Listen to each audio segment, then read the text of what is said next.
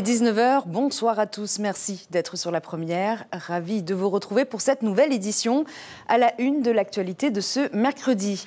Ils ont l'ordre de quitter les lieux, la raison, un bail résilié il y a 9 ans selon le pays. L'association épique et les clubs équestres sont inquiets pour leur devenir. Des ventes suspendues depuis près de 3 semaines. Les voitures hybrides ne sortent plus de la zone sous douane. La faute à l'annulation de la loi fiscale. Un sujet que nous aborderons avec le président de l'Assemblée de Polynésie, Anthony Géros, est notre invité ce soir. Son succès est grandissant. Le padel, ce sport entre tennis et squash, explose depuis son arrivée au Fénois il y a 2 ans, à tel point que les terrains manquent. Tension entre le pays et le monde de l'équitation. Les licenciés et salariés de l'association épique, ainsi que les 2 clubs équestres de l'hippodrome, sont inquiets. Quel est leur avenir? En théorie, ils ont 9 jours pour quitter les lieux. En cause, un bail résilié depuis 2015, selon le gouvernement. Le pays affirme néanmoins vouloir trouver une solution en concertation avec les intéressés. Explication Natasha Chilazi, Sandro Lee et Patrick Tingsing. Soupçonne pas le moins du monde que ces heures de galop sont comptées. Comme tous les matins, licenciés et salariés préparent les chevaux, mais depuis que l'ordre de quitter les lieux est arrivé par voie d'huissier, l'ambiance n'est plus la même. Ça fait plus de 35 ans que je suis ici, à l'hippodrome. J'ai participé à beaucoup de courses. Le plus difficile, c'est de partir. Où on va mettre les chevaux. C'est ça le plus difficile. Où est-ce qu'on pourra mettre nos chevaux? Ah là, Là, j'aurai plus de travail. Parce que toi, tu habites ici aussi? Oui, j'habite ici aussi. Parce que j'ai pas de maison. Je sais que tu veux sortir. Hein? Oui, c'est pas encore le coup. Toi, tu aimes les chevaux? Ah ouais, comme je suis cheval aussi. Ouais, j'aime bien les animaux. Délocaliser l'hippodrome, ce serait la mort de l'équitation et des courses hippiques. On ne pourra jamais refaire un hippodrome à nos frais. La sommation de quitter les lieux entre les mains. Les responsables de l'association hippique attendent la décision de la Cour de cassation. Pas question pour eux de partir. Ils affirment que le bail signé tous les 30 ans est en règle et que les locataires ont le droit de s'installer ici contre un franc symbolique depuis 1985.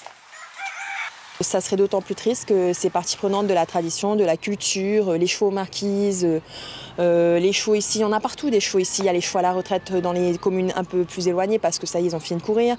Il y a de la reproduction qui se fait, il y a plein d'éleveurs qui ont lancé des reproductions en ce moment, voilà, pour dynamiser l'activité. Côté gouvernement, on explique que c'est une occupation illégale du domaine public de 7 hectares et que le bail est résilié depuis 2015. Nous héritons d'une situation qui est un long processus devant les tribunaux. À un moment donné, il faut tout mettre à plat. Et donc c'est l'occasion. Et le constat d'huissier est là pour justement mettre les choses à plat et pouvoir rencontrer ensuite l'association. Plus de 700 millions, c'est le montant de la facture à payer pour rester. Sinon, il va falloir trouver un compromis. En projet, un parc de loisirs pour les riverains. Et un rendez-vous avec la ministre est prévu le 23 avril prochain. Nouveau couac lié à la loi fiscale, la vente des voitures hybrides et électriques est à l'arrêt depuis le 25 mars dernier. Et pour cause, la loi fiscale prévoyait une exonération sur ces véhicules qui représentent 20% des ventes. Mais son annulation a changé la donne. Les concessionnaires attendent donc la réexamination de la nouvelle loi fiscale prévue demain à l'Assemblée pour pouvoir enfin sortir leur stock sous douane et livrer leurs clients. Kaline Liénard et Heidi Anko. Une voiture sur 3 vendue par ce concessionnaire est un véhicule hybride ou électrique. Mais depuis que la loi fiscale a été retoquée suite à un recours de l'opposition, une trentaine de voitures de cette entreprise est bloquée en zone sous douane. C'est ça qui nous a mis en fait dans la mouise, parce que à partir du moment où on ne savait plus sur quel pied danser, on ne pouvait pas sortir des voitures de douane, puisqu'on ne savait pas à quel taux on devait les dédouaner. Quel était le tarif douanier auquel on devait se soumettre. Chez ce concessionnaire, l'impact est moins important car la vente de véhicules hybrides ou électriques représente moins de 20% de son chiffre d'affaires. La seule conséquence aujourd'hui que nous pouvons subir, c'est dans certains cas un délai de livraison qui est accru Ça ne va pas plus loin que ça. Donc ça concerne un nombre limité de véhicules. Chacun a ses problématiques. Effectivement, si certains de mes confrères ont plusieurs dizaines de véhicules bloqués, là je comprends tout à fait que ce soit problématique pour eux et leurs clients. Et nous ne sommes pas dans la même situation, tout simplement. Justement, c'est le cas de ce concessionnaire qui s'est lancé dans la vente de véhicules hybrides et électriques il y a seulement un an. C'est plusieurs dizaines de véhicules, des clients qui ont réservé il y a plusieurs semaines et qui sont impatients de récupérer leurs véhicules pour pouvoir rouler avec. Maintenant, nous, ce qu'on veut, c'est que voilà, la consommation puisse se faire normalement et puis que tout le monde y trouve son compte. La loi fiscale sera présentée demain jeudi à l'Assemblée. Les concessionnaires attendent désormais de savoir s'ils devront rembourser ou pas les taxes payées depuis janvier. Et nous allons tout de suite aborder ce sujet avec notre invité ce soir, le président de l'Assemblée de Polynésie, Anthony Gero Siorana. Bonsoir, Sylviane. Merci d'être avec nous ce soir. Alors nous l'avons vu dans le sujet, les ventes de voitures hybrides sont suspendues. Nouveau couac de la loi fiscale. Moetai Brotherson disait qu'il y aurait 2-3 points qui seront modifiés. Le ministre des Finances l'a assuré aussi qu'il y aurait des amendements visant à modifier la loi. Vous avez rencontré Moetai Brotherson, vous l'avez vu vendredi dernier avec Oscar Temaru. Qu'est-ce qui va changer ? En fait, c'est juste les dates de mise en application du nouveau texte, puisqu'on n'est plus en 2023, nous sommes en 2024. Donc il y a des périodes à assurer, à garantir, compte tenu de la nouvelle mise en application du même texte qui a été voté en 2023. Et vous attendez quelque chose concrètement de demain, ce qui va se passer à l'Assemblée, justement, de la réexamination ? Non, parce que l'annulation a été faite uniquement sur la forme, mais pas sur le fond. Donc ça veut dire qu'on revient avec le même texte, mais en respectant la forme. Donc il n'y a pas de changement, si ce n'est que cette disposition de mise en application qui tantôt va faire rétroagir certaines dispositions au 1er janvier 2024 et tantôt à la date d'application du texte, donc bien en amont, en aval de 2024. Alors la lutte contre la cherté de la vie était une promesse de campagne du Tavini lors des élections territoriales. Il y a eu la suppression de la TVA sociale, mais le quotidien des Polynésiens n'a pas vraiment changé, n'a même pas changé. Ils sont inquiets, ils ne voient pas de mesures arriver. Est-ce que vous aussi, au sein de la majorité, vous êtes inquiets ? Voilà, pour l'instant, même si certains des membres de l'Assemblée ont participé à quelques réunions qui se sont tenues pour les avancées dans ce domaine, on n'a pas encore été officiellement saisi par l'exécutif par rapport à un texte complètement arrêté ou écrit. Mais par contre, à chaque fois que je rencontre le président du pays, je lui fais part de cette inquiétude et je pense que peut-être demain, dans son discours, il nous donnera plus d'indications en termes de calendrier de présentation de ces textes. Vous avez l'impression du coup d'être entendu par rapport à votre inquiétude ? Je pense qu'on a toujours été entendu au niveau de Tarahui, mais par contre après, c'est la manière dont les dispositions très détaillées du texte viennent s'articuler devant la majorité. Alors devant les incompréhensions des explications qui sont données, eh bien, des fois il y a des petits achoppements comme celui qui a valu au sujet du texte fiscal. Alors vous êtes président de la commission d'évaluation des politiques publiques. Dans votre programme 2024-2028, il y a plusieurs points abordés. En premier, la linguistique. Ensuite, il y a également les satellites, la santé et l'éducation. Mais il n'y a pas de sujet lié justement à la cherté de la ville, à cette problématique qui a fait donc partie de votre campagne. Pourquoi c'est absent ? En fait, l'évaluation des politiques publiques, c'est d'abord revenir sur des politiques publiques qui ont été en amont déclinées et ensuite évaluer la pertinence de ces politiques. Donc la cherté de la vie, à part le rapport qui est sorti en 2006, n'a jamais plus été évoqué au sein de l'Assemblée. On a pris quelques petites mesures pour essayer, à travers les PPN, à travers les PGC, on a pris des petites mesures d'ajustement pour essayer d'abaisser le coût de la vie, mais aujourd'hui, l'inflation est telle qu'il faut aller au-delà de ces mesures. C'est ce qu'on attend du pays en termes de texte. D'abord le pays et donc ensuite vous. Voilà, on attend de l'exécutif parce qu'en fait, ils ont la force de frappe des services administratifs derrière pour venir construire avec eux les textes qu'ils vont nous proposer. Alors, au mois de mai, ce sera les 1 an du gouvernement Brotherson. Le président du pays souhaite non pas faire un remaniement, il a expliqué vouloir faire une redistribution des portefeuilles. Est-ce que vous, la majorité, vous souhaitez que des ministres restent en place ? Bon, ça n'a pas été un sujet encore qui a été débattu au sein de l'Assemblée, mais je pense que le 13, lorsqu'on se rencontrera en séminaire, on en évoquera les tenants. Vous auriez des idées un petit peu pour proposer peut-être des nouveaux ministres? Tant que le sujet n'est pas abordé, on peut garder les idées qu'on a, mais il faut aborder le sujet pour pouvoir les décliner, les exposer. Alors justement, samedi, il y a un séminaire qui est organisé pour le groupe Tavini à l'Assemblée par le parti du Tavini. Il y a plusieurs thèmes qui sont programmés pour cette journée, notamment le fonctionnement du comité de majorité, mais aussi les relations avec le gouvernement. Pourquoi ça ne va pas ? Non, c'est pas que ça va pas, c'est qu'aujourd'hui, la demande des membres de l'Assemblée, pas seulement de la majorité, mais également de la minorité, de pouvoir rencontrer les ministres ou bien le gouvernement sur certaines thématiques est beaucoup plus importante qu'elle ne l'était à l'époque. Parce qu'aujourd'hui, on est... Bon, excusez-moi, je m'excuse auprès de mes prédécesseurs, mais on n'est plus une chambre d'enregistrement. Aujourd'hui, quand on nous présente des textes, on les étudie, et quand on n'est pas en phase, on le dit. Et si on persiste, ça nous conduit au problème qu'on a eu avec la loi fiscale. Je pense qu'aujourd'hui, la leçon a été donnée. Donc chacun va se respecter dans ses prérogatives respectives.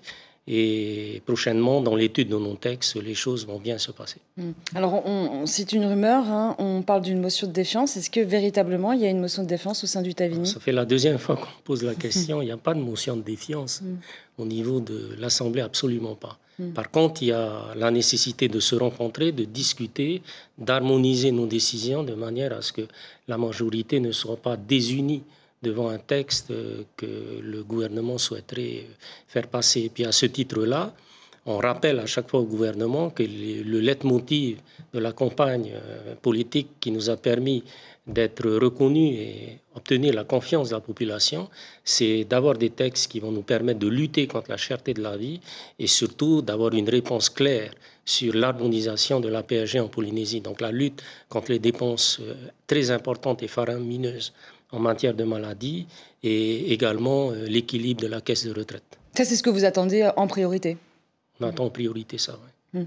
Une enquête pour détournement de fonds a été ouverte à l'encontre du beau-fils de Mohamed Brotherson, un fait qui est tout de même grave. Bien sûr, l'enquête en cours permettra d'avérer ou non ces faits-là, mais en attendant, ça entache l'image tout de même du gouvernement. Est-ce que c'est quelque chose que vous regrettez ou vous dénoncez aussitôt, au bout d'un an ?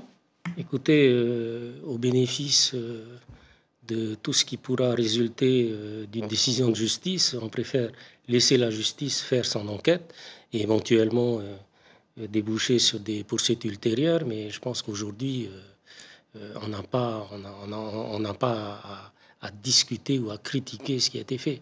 Ça concerne les responsables de la décision.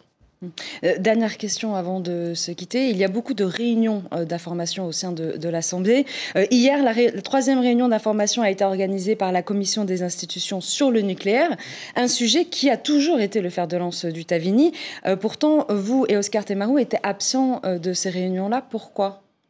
Oui, parce qu'on était tous les deux pris dans d'autres réunions. D'ailleurs, notre comité de majorité qui s'est tenu lundi devait se tenir mardi, et c'est parce que justement cette commission a été imposée, maintenue plutôt à mardi, qu'on a été obligé de décaler le comité de majorité. Donc nous, on a nos agendas respectifs et on ne pouvait pas à la fois, on n'a pas le temps de bilocation. Merci beaucoup, Anthony Géros, d'avoir répondu à nos questions. Je rappelle donc que vous êtes le président de l'Assemblée de Polynésie. La santé célébrée à l'Assemblée de Polynésie à l'occasion de la journée mondiale. L'idée, sensibiliser la population à la prise en main de sa propre santé. Ateliers d'échange, conférences, sport, plantation de taro. Plusieurs activités sont proposées, même si peu de personnes ont fait le déplacement. On écoute Pauline Niva, élue et présidente de la commission santé. Elle est au micro de Patrine Tixing. On dit toujours que la santé de notre population, on a 80% qui est dû au comportement et 20% c'est la maladie. Donc ça veut dire quoi? Ça veut dire que la santé de notre population en Polynésie, tout dépend de chacun. Et l'idée ici, c'est vraiment de mettre dans la tête, sensibiliser notre population, de dire c'est toi le propre acteur de ta santé. Tu veux rester en bonne santé? Tout dépendra de ce que tu fais au quotidien.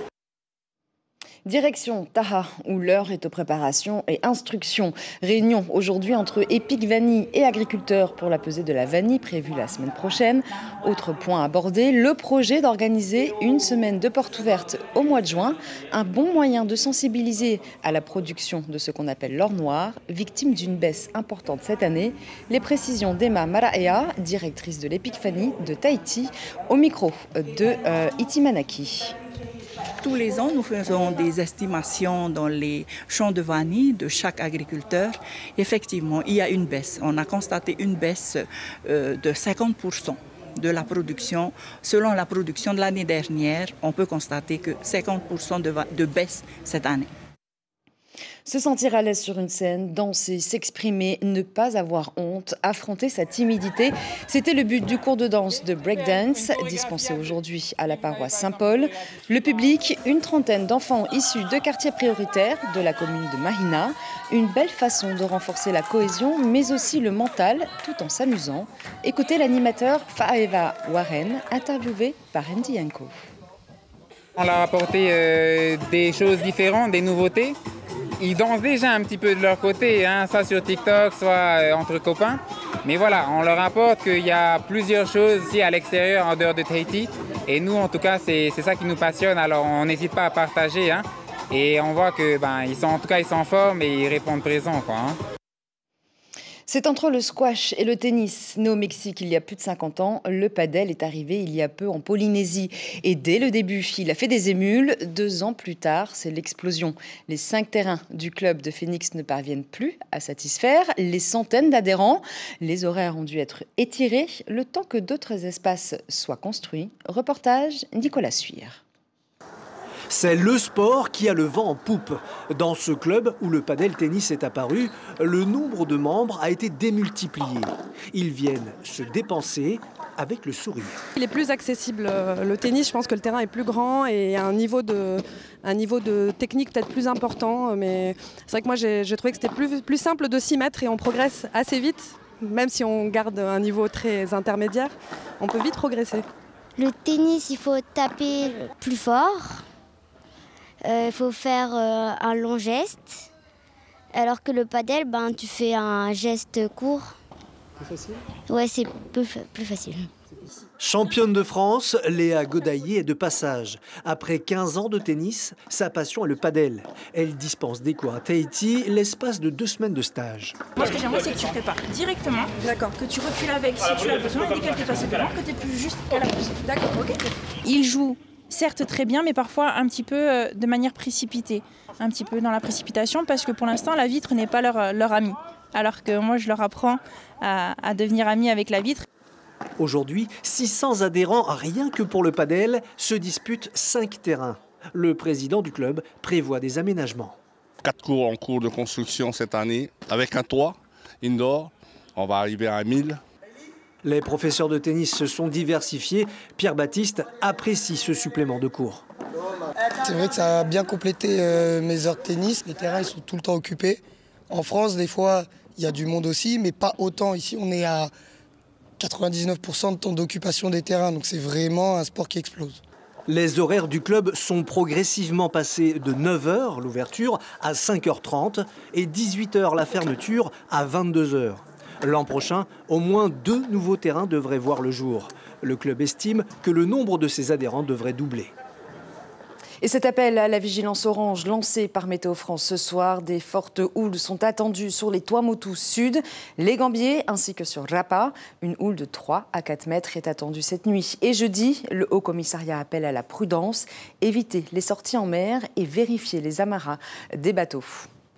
C'est la fin de cette édition. L'information principale de ce mercredi. Nouveau couac lié à la loi fiscale. La vente de voitures hybrides et électriques est à l'arrêt depuis 3 semaines. La faute à l'annulation de la loi fiscale. Les concessionnaires attendent donc son réexamen prévu demain à l'Assemblée. Au programme de votre soirée, Bleu Océan, le doc, suivi du magazine Notre vraie nature. Prochain point de l'information, demain dès 6h sous vos ondes Radio Polynésie la première avec Axel Mézinel et Abinera Tematahotoa. Merci pour votre fidélité. Très belle soirée à tous et à demain.